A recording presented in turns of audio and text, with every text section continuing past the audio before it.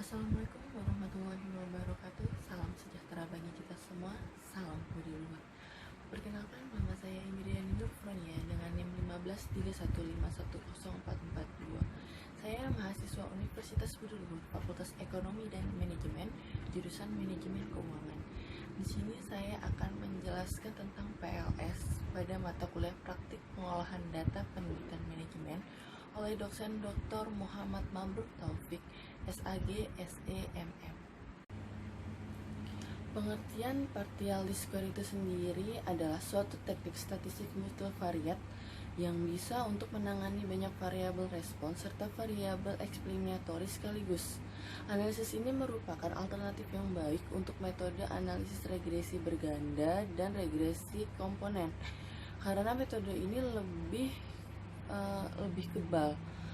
Artinya parameter model tidak banyak berubah ketika sampel baru diambil dari total popularitas. Setelah kita membahas tentang pengertian, sekarang kita akan membahas tentang penemu PLS. PLS pertama kali dikembangkan oleh Hyman O. Ewert dalam bidang ekonometrik pada tahun 1960-an. Kelebihan dari particle least square yang penting adalah dapat menangani banyak variabel independen, bahkan meskipun terjadi multikoliniaritas di antara variabel independen tersebut. Analisis regresi berganda sebenarnya masih dapat digunakan ketika terdapat variabel prediktor yang banyak. Namun, jika jumlah variabel tersebut terlalu besar, atau misalnya lebih banyak variabel daripada jumlah observasi, maka akan diperoleh model yang fit dengan data sampel, tapi akan gagal memprediksi untuk data baru. Fenomena ini disebut dengan overfitting. Dalam kasus overfitting seperti itu, meskipun terdapat banyak faktor manifest, mungkin saja hanya terdapat sedikit faktor laten yang paling bisa menjelaskan variasi dalam respon. Maka muncullah ide PLS. Ide umum dari PLS tersebut adalah untuk mengekstrak faktor-faktor laten tersebut yang menjelaskan sebanyak mungkin variasi faktor manifest saat memodelkan variabel respon.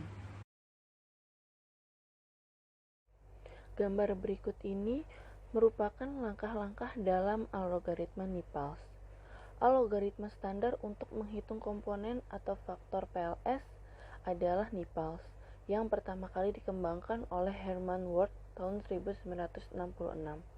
Algoritma Nipals merupakan inti paling penting dalam PLS, dan mempelajarinya merupakan kunci utama untuk memahami metode PLS.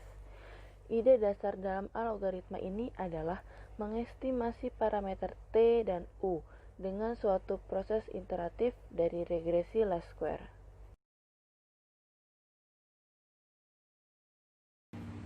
Selanjutnya kita akan membahas tentang tujuan partial least square. Walaupun partial least square digunakan untuk mengkonfirmasi teori, tetapi dapat juga digunakan untuk menjelaskan ada atau tidaknya hubungan antara variabel laten. Partial least square dapat menganalisis sekaligus konstruk yang dibentuk dengan indikator reflektif dan indikator formatif. Dan hal ini tidak mungkin dijalankan dalam SEM karena akan terjadi Uiden-Feld model. PLS itu sendiri mempunyai dua model indikator dalam penggambarannya.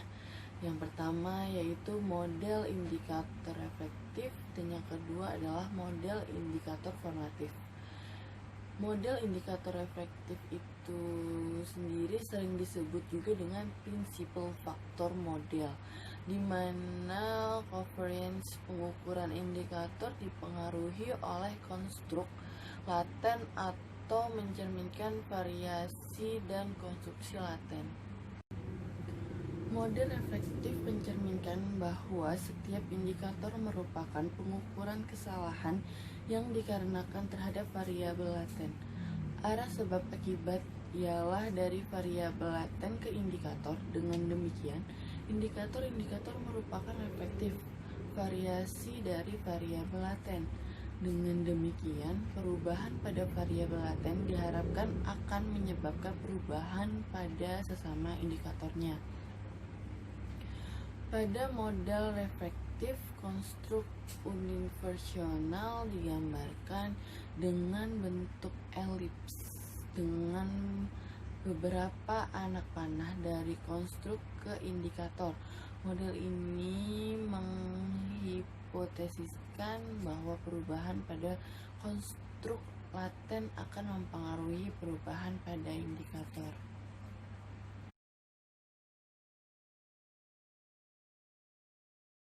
Gambar tersebut menunjukkan bahwa variabel laten Y diukur dengan blok X yang terdiri dari 3 indikator, X1, X2, dan X3 secara reflektif. Yang kedua yaitu model indikator formatif. Model formatif tidak mengasumsikan bahwa indikator dipengaruhi oleh konstruk, tetapi mengasumsikan semua indikator mempengaruhi single konstruk. Arah hubungan kualitas mengalir dan indikator ke konstruk laten dan indikator sebagai grup secara bersama-sama menentukan konsep atau makna empiris dari konstruk laten. Model hubungan formatif ialah hubungan sebab akibat berasal dari indikator menuju ke variabel laten. Hal ini dapat terjadi jika suatu variabel laten didefinisikan sebagai kombinasi dari indikator-indikatornya. Dengan demikian, perubahan yang terjadi pada indikator-indikator akan tercermin pada perubahan variabel latennya. Pada gambar tersebut menunjukkan bahwa variabel laten Y diukur dengan blok X yang terdiri dari 3 indikator, X1, X2, dan X3 secara formatif. Setelah saya menjelaskan tentang partial least square, mungkin masih ada yang bingung dengan penjelasan yang rumit atau terlalu panjang, maka saya akan mencoba menyimpulkan dengan membaginya menjadi beberapa poin. Poin pertama yaitu partial least square adalah analisis yang fungsi utamanya untuk perancangan model, tapi juga dapat digunakan untuk konfirmasi teori. Yang kedua, PLS tidak butuh banyak syarat atau asumsi seperti SEM. Poin ketiga yaitu fungsi partial least square kalau dikelompokkan secara awam itu bisa dibagi menjadi dua. Yang pertama yaitu inner model dan yang kedua itu outer model. Outer model itu lebih ke arah uji validasi dan reliabilitas, sedangkan inner model itu telah ke arah regresi, yaitu untuk menilai pengaruh satu variabel terhadap variabel lainnya. Poin keempat yaitu kecocokan model pada partial least square tidak seperti dengan SEM yang ada kecocokan secara global seperti RMSEA, AGFI, PGFI, PNFI, dan lain-lainnya. Dalam PLS hanya ada 2 kriteria untuk menilai kecocokan model, yaitu kecocokan model bagian luar yang disebut dengan outer model dan kecocokan bagian dalam yang disebut dengan inner model. Sehingga maksud pada poin 3 yang tadi yang sebelumnya adalah menjelaskan bahwa kecocokan model bagian luar ada 2, yaitu pengukuran reflektif dan pengukuran formatif yang sudah saya jelaskan sebelumnya.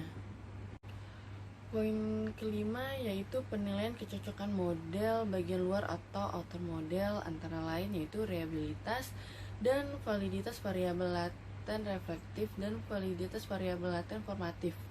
Poin keenam yang terakhir yaitu penilaian kecocokan model bagian dalam antara lain yaitu penjelasan varian variabel laten endogenous, ukuran pengaruh yang dikontribusikan dan relevansi dalam prediksi. Demikianlah penjelasan singkat saya tentang materi PLS atau partial least square. Semoga penjelasan yang singkat ini dapat bermanfaat untuk kita semua, dan saya mohon maaf bila ada kekurangan atau salah-salah kata dalam penyampaian materi. Saya akhiri, Assalamualaikum warahmatullahi wabarakatuh. Salam budi luhur.